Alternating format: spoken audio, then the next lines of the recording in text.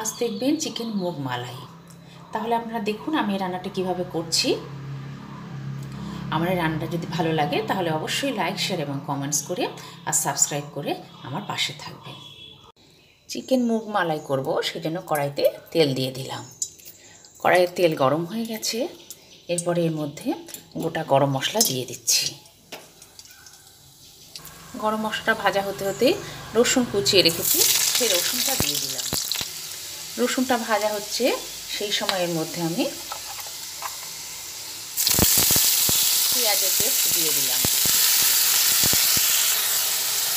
একসঙ্গে সব মিশিয়ে তেলের মধ্যে দিয়ে অল্প পরিমাণে লাল লাল করে ভেজে নেব।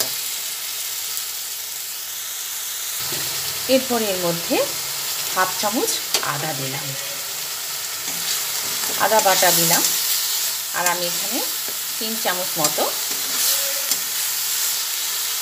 পেঁয়াজ বাটা দিয়েছিলাম।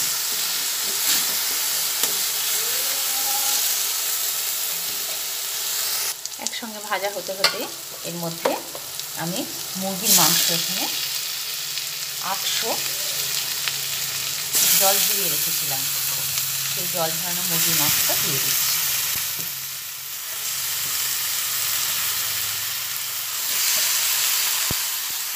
দিয়ে দিলাম, একসঙ্গে সব মিশিয়ে এবার আবার নাড়াচাড়া করে নিচ্ছি।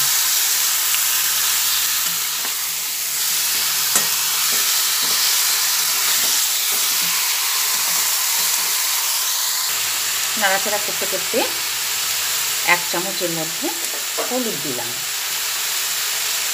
হলুদ দেওয়ার পরে এর মধ্যে নুন দেব, 1 চামচ নুন দিচ্ছি। নুনটা আবার পরে দেখে নেব, যদি একটু লাগে তাহলে নুনটা দেব। এরপরে আবার ভালোভাবে নুন আর হলুদ পুরো মাংসটার মধ্যে মিশিয়ে নিচ্ছি।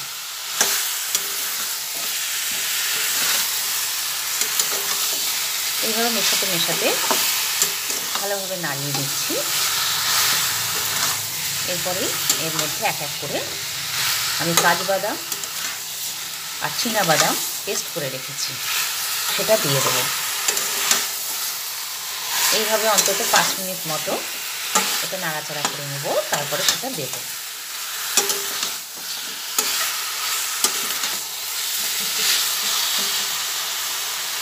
এবার একটু গ্যাসের ফ্লেমটা একটু কমিয়ে নিয়ে এটা একটু হতে দেব। এরপরে এটা হচ্ছে, সেই অবস্থায় আমি যে কাজু বাদামটা বেটে রেখেছিলাম সেটা দিয়ে দিলাম। কাজু বাদাম আর চীনা বাদাম দুটো একসঙ্গে এটার মধ্যে বেটে রেখেছি, সেটা দিয়ে দিলাম। দিয়ে আবার পুরো মাংসটার মধ্যে এটা মিশিয়ে দিচ্ছি। এই সময় গ্যাসের ফ্লেমটা একটু কমিয়ে দিয়ে ভালোভাবে মিশিয়ে নেব।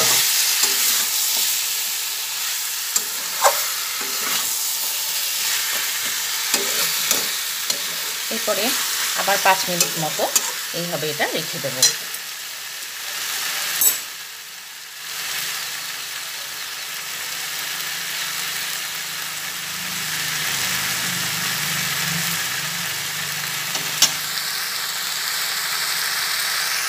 মাংস কষানো হয়ে গেছে। এরপরে এর মধ্যে ফ্রেশ ক্রিম রেখেছি, সেই ফ্রেশ ক্রিমটা দিয়ে দেব। মাংস থেকে বেশ তেলও বেরিয়ে গেছে। এরপরে ফ্রেশ ক্রিমটা দিয়ে দিলাম।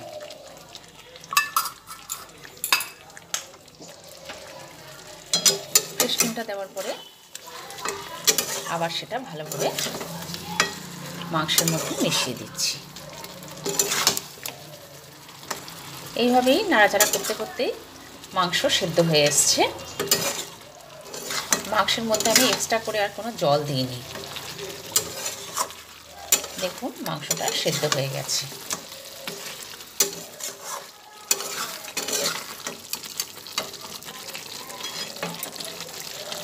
এইভাবে মুগ মালাইটা রেডি করে ফেললাম।